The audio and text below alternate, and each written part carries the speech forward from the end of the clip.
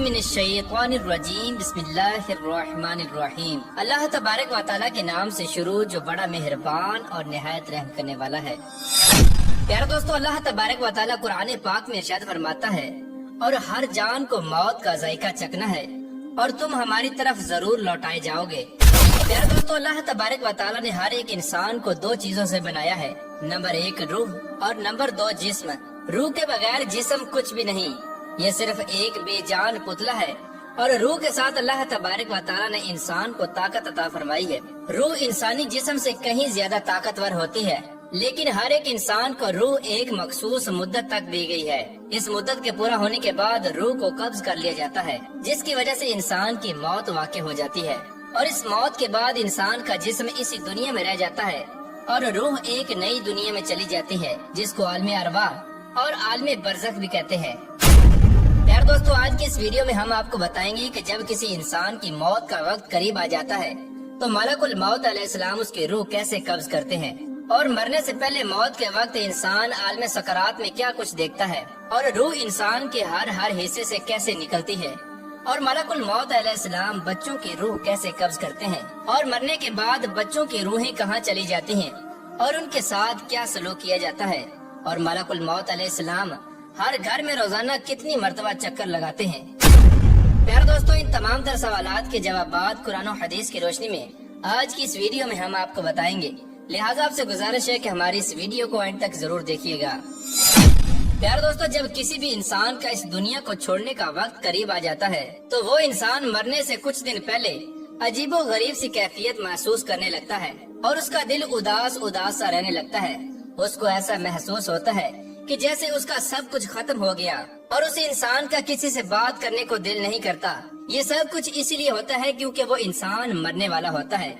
اور یہ سب موت کے اثرات ہوتے ہیں جو وہ محسوس کر رہا ہوتا ہے۔ جیسا کہ حدیث پاک میں آتا ہے کہ حضرت زید بن اسلم رضی اللہ تعالیٰ عنہ بیان فرماتے ہیں کہ ملک الموت علیہ السلام روزانہ ہر گھر میں 5 مرتبہ چکر لگاتے ہیں اور ہر ایک انسان کے چہرے کی طرف غور سے دیکھتے ہیں۔ اور ایک دوسری روایت میں آتا ہے کہ ملک الموت علیہ السلام ہر گھر میں روزانہ 7 مرتبہ چکر لگاتے ہیں اور ہر ایک انسان کے چہرے کی طرف دیکھتے ہیں۔ اگر ان میں سے کوئی شخص ایسا ہو جس کی موت کا وقت قریب آ چکا ہو تو ملک الموت علیہ السلام اس کی روح کو قبض کر لیتے ہیں۔ پیارے دوستو، موت سے کچھ دیر پہلے ہر ایک انسان ایک عجیب و غریب سی کیفیت میں چلا جاتا ہے جسے عالم سکرات کہتے ہیں۔ اس عالم کے اندر انسان عجیب و غریب سی دنیا کو دیکھتا ہے۔ اس وقت مرنے والے انسان کی آنکھوں سے تمام تر پردوں کو ہٹا دیا جاتا ہے۔ یہ وہ وقت ہوتا ہے کہ جب انسان اپنی زندگی میں کیے گئے تمام تر اعمال کو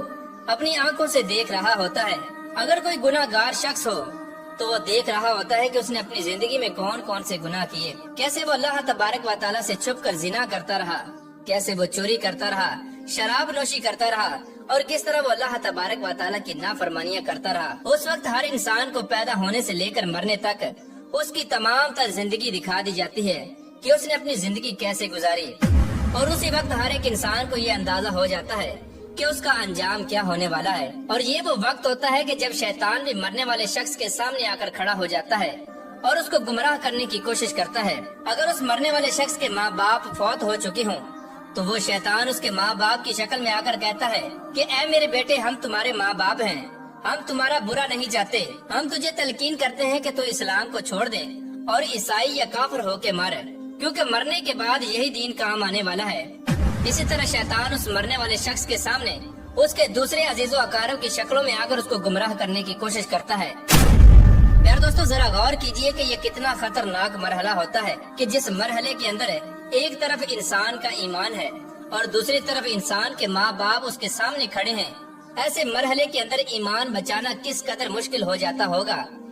لیکن وہ لوگ جنہوں نے ساری زندگی اللہ تبارک و تعالیٰ کی فرما برداری میں گزاری اور اللہ تبارک و تعالیٰ کو راضی کرتے ہوئے اس دنیا سے چلے گئے، تو اللہ تبارک و تعالیٰ اس موڑ پر انسان کو اکیلا نہیں چھوڑتا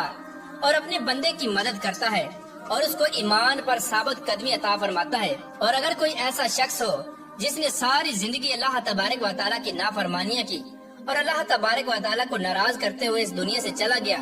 تو اس وقت وہ شخص عیسائی، پادری، یہودی یا کافر ہو کر مرتا ہے اور ہمیشہ ہمیشہ کے لیے واصل جہنم ہو جاتا ہے۔ پیارے دوستو، عالم سکرات کے بعد انسان کی روح نکلنے کا مرحلہ شروع ہو جاتا ہے۔ اس مرحلے کے اندر ملک الموت علیہ السلام انسان کی روح قبض کرتے ہیں۔ پیارے دوستو، کچھ لوگ ایسے ہوتے ہیں جن کی روح پل بھر میں قبض کر لی جاتی ہے،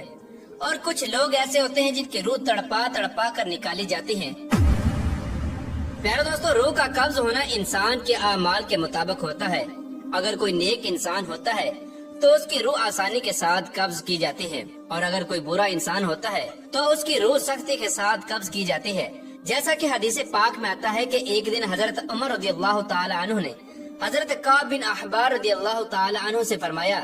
کہ آپ ہمیں موت کی سختیوں کے بارے میں بتائیں۔ تو حضرت کعب بن احبار رضی اللہ تعالی عنہ عرض کرنے لگے کہ اے امیر المؤمنین، موت کی سختی ایسی ہے جیسے کہ ایک شاخ ہو اور اس پر بے شمار کانٹے لگے ہوں، اور اس کانٹے دار شاخ کو کسی انسان کے پیٹ میں داخل کر دیا جائے، اور اس شاخ کا ہر ایک کانٹا انسان کے پیٹ کی ہر رگ میں پیوست ہو جائے۔ اس کے بعد ایک طاقتور انسان اس شاخ کو زور کے ساتھ انسان کے پیٹ سے باہر نکالے، تو اس وقت اس انسان کو جتنی تکلیف ہوئی جس کے پیٹ سے کانٹے دار شاخ کو نکالا گیا، اس سے کہیں زیادہ تکلیف موت کے وقت ہوتی ہے۔ پیارے دوستو، حضور پاک صلی اللہ تعالی علیہ وآلہ وسلم نے ارشاد فرمایا کہ مرتے وقت انسان کو جتنی تکلیف ہوتی ہے، اس تکلیف میں سے ایک بال برابر تکلیف کو زمین و آسمان پر رکھ دیا جائے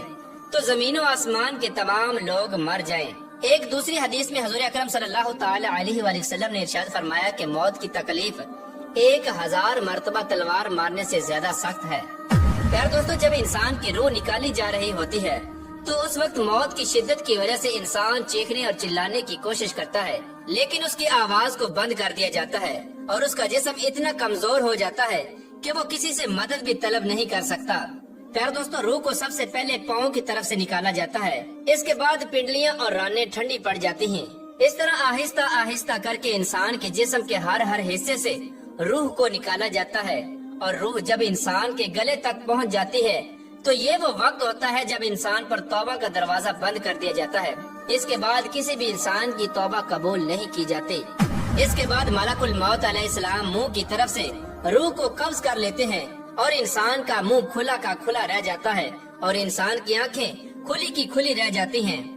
پیارے دوستو، موت ایک ایسی حقیقت ہے کہ جس سے ہر ایک انسان کو گزرنا ہے، پھر چاہے وہ بچہ ہو، بوڑھا ہو یا جوان ہے۔ پیارے دوستو، اب بات کرتے ہیں کہ بچوں کو موت کس طرح آتی ہے، اور ملک الموت علیہ السلام بچوں کے ساتھ کیسا رویہ اختیار کرتے ہیں، اور مرنے کے بعد بچوں کے ساتھ کیا سلوک کیا جاتا ہے۔ تو اس کے متعلق روایات میں آتا ہے کہ موت کے وقت انسان پر سختی یا نرمی اس کے اعمال کی وجہ سے کی جاتی ہے، اور بچے چونکہ معصوم ہوتے ہیں اور وہ گناہوں سے پاک ہوتے ہیں، لہٰذا ملک الموت علیہ السلام ہر نابالغ بچے کی روح کو نرمی کے ساتھ قبض کرتے ہیں، کیونکہ بچوں نے کوئی گناہ نہیں کیا ہوتا